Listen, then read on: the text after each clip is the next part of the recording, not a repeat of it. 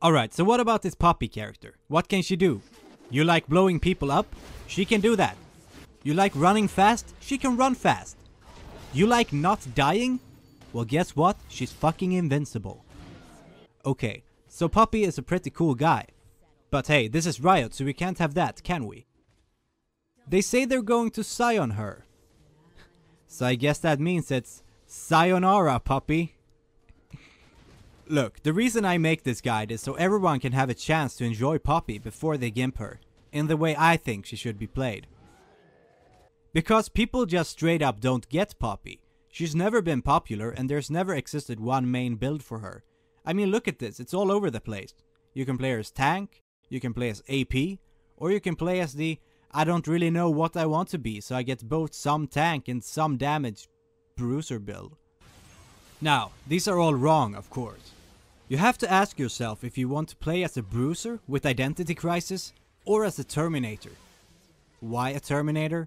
Well, you know how in the movie Arnold, he can kill anything and he can't die. That's pretty much how it feels to play Poppy. Immediately. Sarah Connor? Yes. So, by now you're wondering, what is the correct way to build Poppy? What is this mythical, advanced build that I have invented that even overshadows the pros? Well, here it is. Now, to the roughly 12 of you who didn't immediately chalk this down to a troll build and closed the video, this might look a little weird, but it's totally legit, I promise you. Poppy's Q can crit, and the crit will be magic damage. I'm not going to bore you with all of the maths. All you really need to know is this. This build gives you insane burst and insane speed.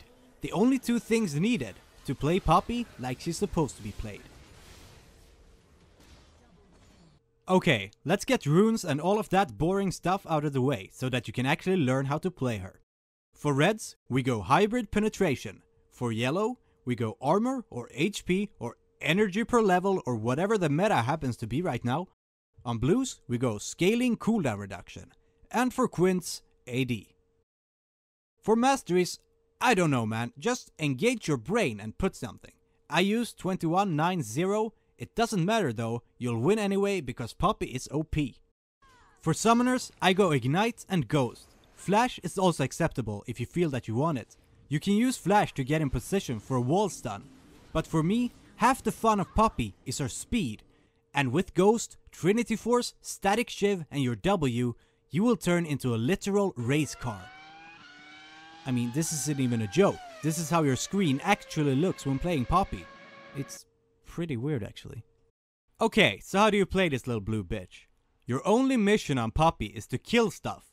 Now, this mission of course starts in lane. People will say that Poppy has a weak lane and she can get bullied and she can get denied and she has mana issues. Now, this might all be true if you're a big old noob lord, but Poppy is actually a strong laner. Try to keep your W up at all times and return all trades. Seriously, don't pick Poppy if you're just gonna pussy out and farm. Your job is to kill the other guy as many times as possible. If he isn't crying, you have done a bad job.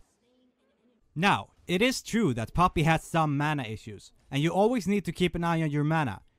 It happens for me way too often that I want to go for a kill and end up not affording my spells. Then you just look like an idiot. Any mana issues are pretty much gone when you have your Sheen though, because with this build you don't have to spam your spells to kill guys. 1 Q is often enough. When you have some levels and Sheen, you can start being more reckless with your mana. This is where you should always be looking for an opportunity for a wall stun.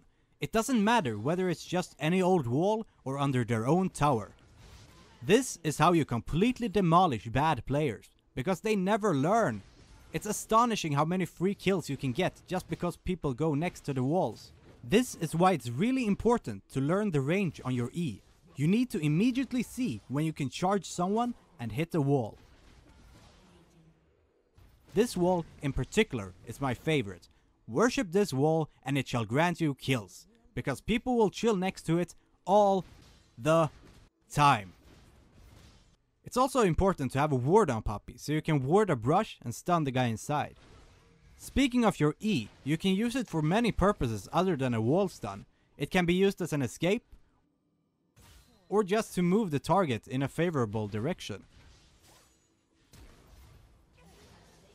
Remember, your E can also take you over a wall, something that the enemies might not be expecting.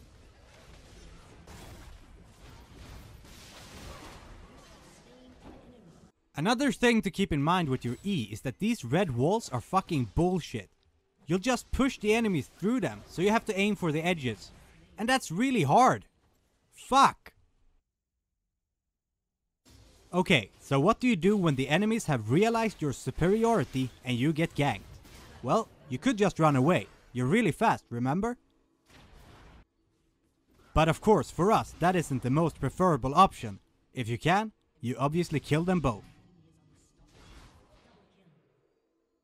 So, the enemy's tower is down and you're obviously fed. What do you do now? Just keep pushing. This is sure to attract attention, and the key to playing Poppy is to never be scared. You're supposed to get in trouble. In fact, if you don't have at least 3 guys chasing you at any given time, you're doing something wrong.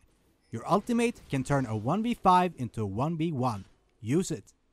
A lot of people will say that Poppy's passive is the reason she's OP. This is simply not true. I mean, I guess it's a little OP, but the reason Poppy is so strong is because of her damage. Like, when I one-shot you, you're not gonna sit there like, man, that passive is a tad strong. I think this has to be because so many people play tank or bruiser builds. Of course, when Poppy can't one-shot you and you can actually attack back, you're going to notice her tankiness. Okay, on to the most interesting part about Poppy's kit, her ultimate. The uses for it are endless and you have to be creative. I'll give you a few examples. You know how it is, you've had a tough day at work, so you're just chilling in lane, relaxing, when the enemy decides to dive you. What do? This guy takes tower aggro, so you know he has to back off. Ultimate on him, and Rengar can hit you as much as he wants. Crisis averted, and back to chilling. Same principle. These pricks think they can tower dive in my house? Nocturne gets aggro, ultimate on him, and suddenly Jax is in quite a predicament. The simplest and most straightforward way to use Poppy's ultimate is to just plop it on a target for the increased damage. However, the shield disappears the moment the target dies, so sometimes you want to put it on a low threat target so you can get 8 seconds of immunity to wreak havoc on the fight. Most of the time you can blow people up without ulti. Just make sure whoever you put it on don't have strong CC. A big use of Poppy's ultimate is to avoid CC. Here I ultimate on Lee Sin so Jax can't stun me. You always need to think about who you want to ult, and most of the time it's the guy with no CC. And here I ultimate on Riven so that Ahri can't charm me. Also a nice display of how powerful Poppy is even with just the Trinity Force.